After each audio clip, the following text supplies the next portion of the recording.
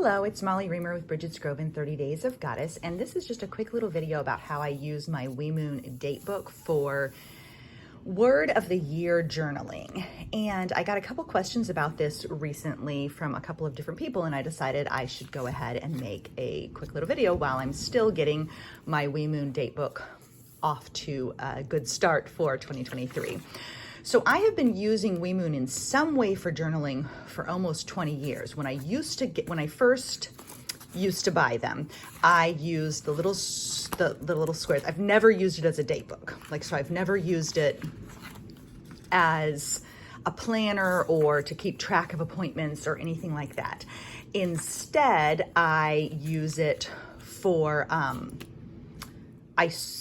I used to use it so I'd write a little, like a diary entry for every day, and I would just write kind of a quick synopsis of what happened that day. I started doing that when I had my first baby, and so it was just a real quick way to stay in touch with journaling when I was a busy mother of a little one.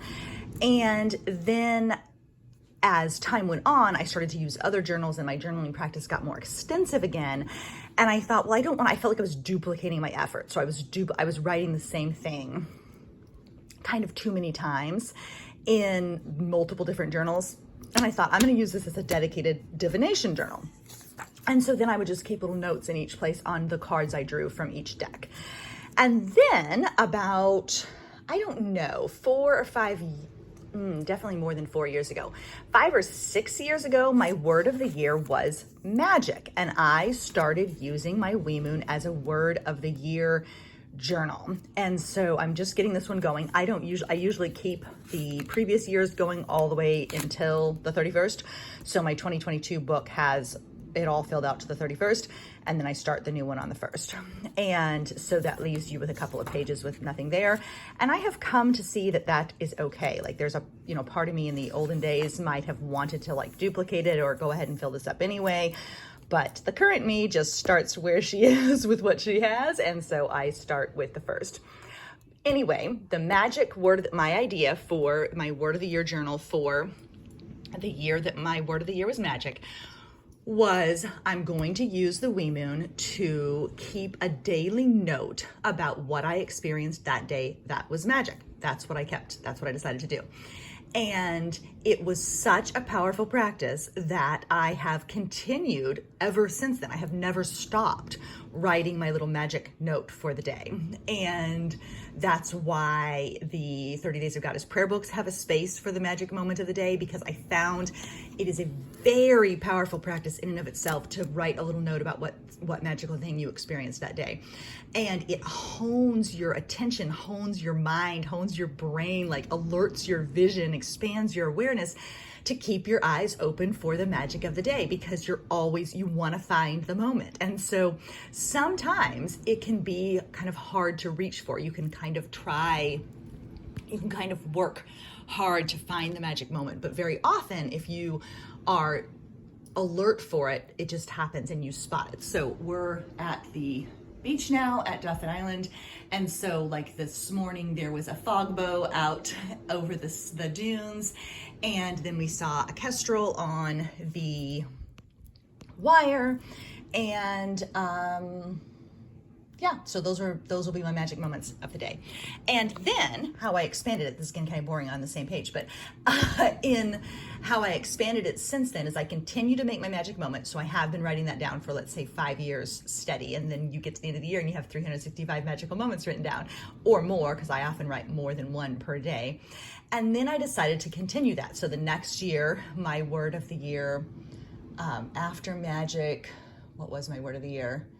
Well, I've kept notes for nourish, I've kept notes for joy, I've kept notes for attend, I've kept notes for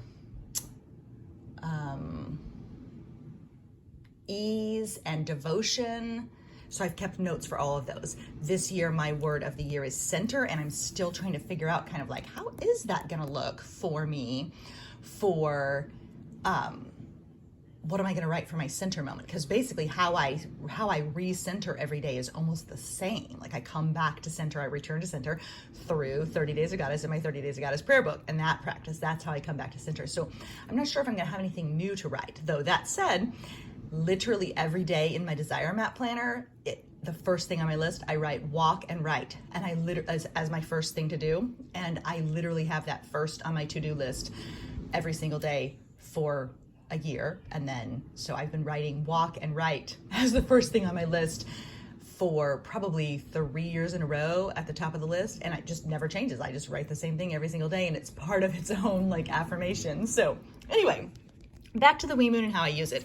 So I have 3 things that I do pretty much every day with it, and so I've only done 1 day so far, but basically I keep a little cycle note on the side. So if you are still a cycling person, you can put a note on the side about that, and I write down my Womanrune of the day, and then I put something about it. So it was the moon boat, the rune of journeys, and so I put set forth. A lot of times I put a little bit more information than that, and then I write magic, and then I put what the magical moment was, sometimes listing them if I need to. And then for center, I put center, and then so I write magic, a little equal sign, what happened. And so it was arriving at Baffin Island. Center, this was, we were getting ready to leave. It was 4:30 in the morning. The kids were like arguing about something, and I was starting to like argue back with them. And instead I just went outside and sat on the swing. And so that's how I returned to center that day. So for today, which I haven't done yet, I will put a little note out to the side. I have not actually chosen my rune. Usually that's one of the first things I do in the morning, and when we get to the beach, there are different things kind of on my mind, and we go for a walk first instead of yoga and that kind of stuff. And so I actually haven't chosen my rune yet today. If I had thought to grab the deck or my little prayer book, I would have picked one today, but I haven't. So whatever the rune is, I will put there, and then I will put a little equal sign, and I will write a note about what the rune means. And then I will write in magic, and I'm going to put in fog bow, kestrel on wire, and osprey.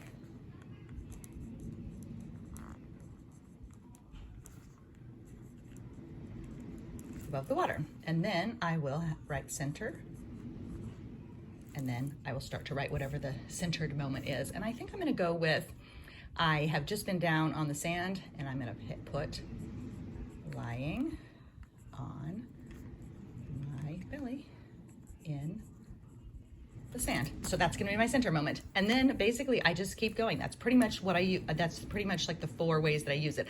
I do wish I had a rune to show you, but you know, it is what it is for today. And then I find that that's what I have room for. And so I will keep that note every day for 2023. And I also take some time to read what is there, look at the art, read what there is. Sometimes I'm shaping our Simple and Sacred Live Circle around the wee moon content, and so I keep my eyes open. Like yesterday when I was writing my note, I was looking at the pages, and I found like, ooh, like this I'd like to read during our online circle this month, this one I'd like to read, etc. So it kind of gives me an opportunity to actually sink into the wee moon content instead of just skimming past it. So I find that this is a powerful, dedicated way to use the wee moon, and gives me a specific, shape and purpose. I know some people like to keep all of their journal notes in one book. I personally find it pretty fulfilling to have specific books for specific purposes. So I love having my prayer book for my poems of the day, my affirmations of the day, and for collage and art. And then I love having my wee moon for my magical moment and my word of the year moment. So as an just to further clarify, so center is my word of the year this year, but when the word was nourish, I would write a little note about how I nourished myself that day. When my word was attend, I wrote a little note about what I paid attention to that day. When my word was joy, I wrote a little note about what brought me joy that day. So basically it's a way of bringing your word into focus for you, because you literally have to look for and engage with that word every day, because you want to be able to put it in your little note. So it creates kind of like an accountability container for you, and creates a very real type of engagement with your word, instead of having it be something that you've forget about. And then I just keep going with magic, because I find that of all the words of the year that I've ever had, I still have my magic ring on too, my word of the year ring. I find that magic is the one that has stuck with me as the word I wish to live into, you know, every single day, kind of forever, not just the year that it was my word of the year. And then I do have my ring for my word this year. I've got my center ring, and then I also got a 365 days of goddess ring below it to remind me. But anyway, that's how I use WeMoon for word of the year journaling. I hope that makes sense and answers your questions about it. And then those are my other little ways. And again, I apologize for not having a room to put in there, but that's how today is. It's kind of a spontaneous little video.